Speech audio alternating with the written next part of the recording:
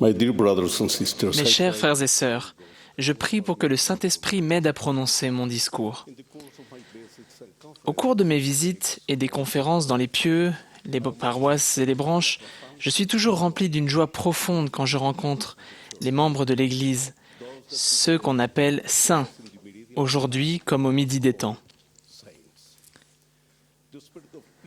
Grâce à l'esprit de paix et d'amour que je ressens toujours quand je suis avec eux, je me rends compte que je suis dans l'un des pieux de Sion. La plupart d'entre eux viennent de familles membres depuis une génération ou deux, mais beaucoup d'entre eux sont des convertis récents. Nous leur répétons les paroles de bienvenue de l'apôtre Paul aux Éphésiens. Ainsi donc, vous n'êtes plus des étrangers, ni des gens du dehors, mais vous êtes concitoyens des saints, gens de la maison de Dieu. Vous avez été édifiés sur le fondement des apôtres et des prophètes, Jésus-Christ lui-même étant la pierre angulaire. Il y a quelques années, alors que mon collègue et moi travaillions au service de la communication de l'Église au Mexique, on nous a invités à participer à un débat à la radio. Le but de l'émission était de parler des différentes religions du monde.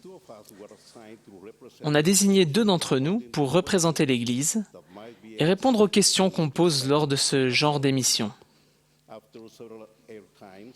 Après plusieurs temps d'antenne, comme on dit à la radio, le directeur du programme a fait ce commentaire. Nous avons avec nous ce soir 2 anciens de l'Église de Jésus-Christ des Saints des derniers jours. Il a marqué une pause, puis a demandé « Pourquoi est-ce que l'Église a un nom aussi long ? Pourquoi n'employez-vous pas un nom plus court ou plus commercial ?» Mon collègue et moi avons souri à cette brillante question et nous avons commencé à expliquer que le nom de l'Église n'avait pas été choisi par l'homme. Le Sauveur l'a révélé par l'intermédiaire d'un prophète en ces derniers jours.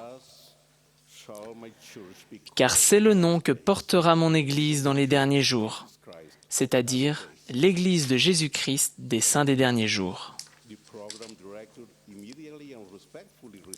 Le directeur du programme a répondu immédiatement avec respect. Alors, nous le répéterons avec grand plaisir. Je ne me rappelle pas combien de fois il a répété le nom significatif de l'Église, mais je me souviens qu'il y avait un bon esprit quand nous avons expliqué non seulement le nom de l'Église, mais aussi qu'il mentionne les membres de l'Église, les saints des derniers jours. Nous lisons dans le Nouveau Testament que c'est à Antioche que les membres de l'Église du Christ ont été appelés chrétiens pour la première fois, mais qu'ils se nommaient les uns les autres saints.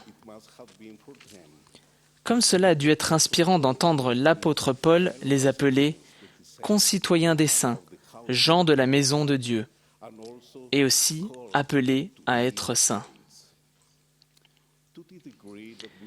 Dans la mesure où les membres de l'Église vivent l'Évangile et suivent les conseils des prophètes, ils seront sanctifiés petit à petit et même sans s'en rendre compte. Les membres humbles de l'Église qui font la prière et l'étude des Écritures quotidiennes en famille, qui font l'histoire familiale et qui consacrent leur temps à se rendre fréquemment au temple, deviennent des saints. Ce sont ceux qui se consacrent à la création de familles éternelles. Ce sont aussi ceux qui libèrent du temps dans leur vie occupée pour secourir les membres qui se sont éloignés de l'Église et pour les encourager à revenir s'asseoir à la table du Seigneur. Ce sont les frères, les sœurs et les couples d'âge mûr qui répondent à l'appel à œuvrer comme missionnaires du Seigneur.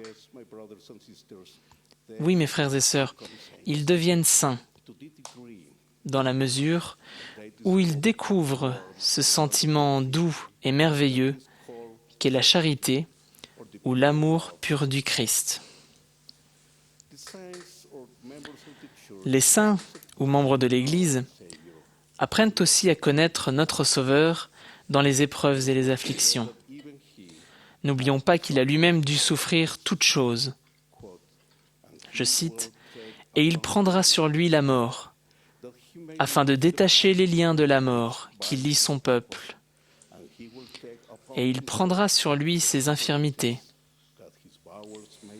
afin que ses entrailles soient remplies de miséricorde, selon la chair, afin qu'il sache, selon la chair, comment secourir son peuple selon ses infirmités. » Fin de citation. Ces dernières années, j'ai été témoin de la souffrance de nombreuses personnes, y compris de beaucoup de nos saints. Nous prions continuellement pour eux, demandant l'intervention du Seigneur, pour que leur foi ne s'affaiblisse pas et qu'ils puissent avancer avec patience. Nous leur répétons les paroles de réconfort du prophète Jacob du livre de Mormon. Je cite, « Oh alors, mes frères bien-aimés, venez au Seigneur, le Saint.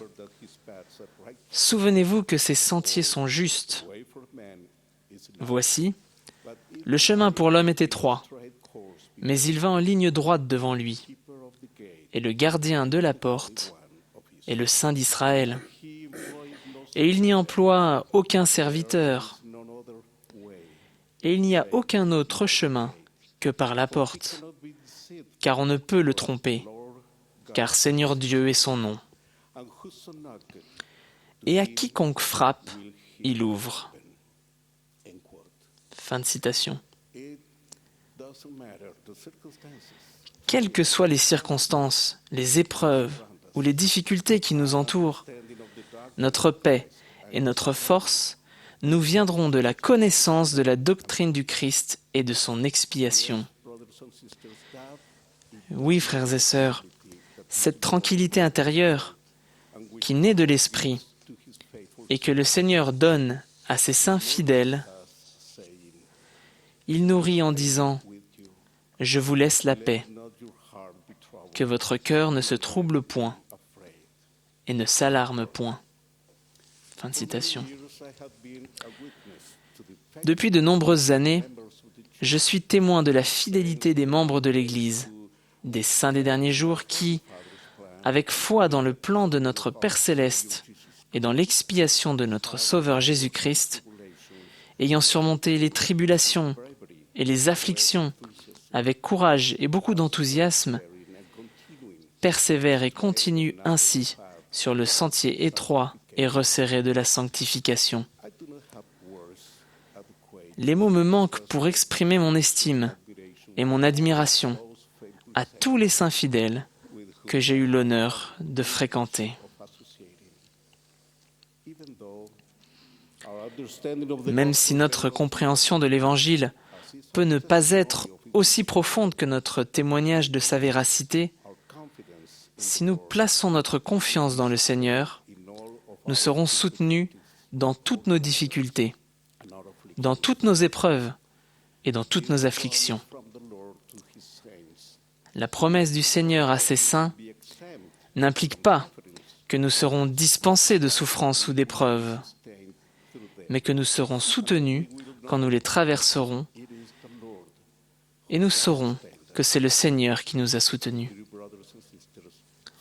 Mes chers frères et sœurs, c'est une grande bénédiction d'avoir été amenés à nous joindre à cette assemblée de saints des derniers jours. C'est une grande bénédiction d'avoir un témoignage du Sauveur, comme les prophètes d'aujourd'hui et d'autrefois. Je témoigne que notre Seigneur, le Saint d'Israël, vit et qu'il dirige son Église, l'Église de Jésus-Christ des saints des derniers jours, par l'intermédiaire de notre prophète bien-aimé, Thomas S. Monson, au nom de Jésus-Christ. Amen.